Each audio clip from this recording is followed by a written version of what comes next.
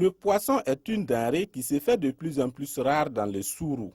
La rizipisciculture, qui est en état d'expérimentation, vise à promouvoir la pisciculture en associant la riziculture.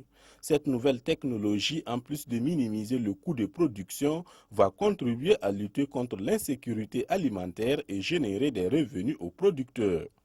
Le producteur va faire moins d'apport en intrants au niveau de sa rizière pour pouvoir assurer une meilleure production. Aussi, le poisson va pouvoir bénéficier des vers et des micro-organismes qui sont au niveau de la rizière pour se nourrir.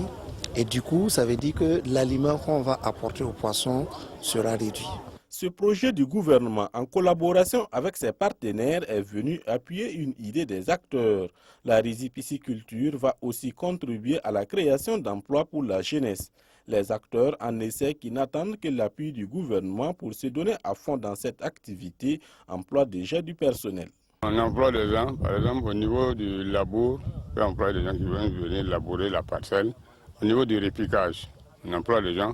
Au niveau du fauchage, c'est la même chose. Le 0,25, on peut facilement récolter 1 tonne 400 à 1 tonne 500.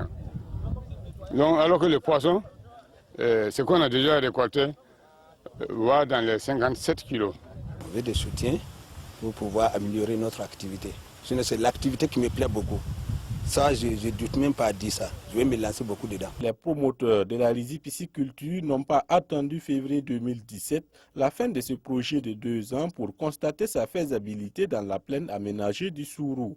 Après un bilan à mi-parcours, cette activité est techniquement faisable. Vous avez pu constater sur les sites que des poissons qu'on avait mis autour de 30 grammes au mois de septembre ont atteint 100 grammes actuellement, sans de gros investissements au départ. La rizipisciculture promet donc jouer un grand rôle dans le développement de la région.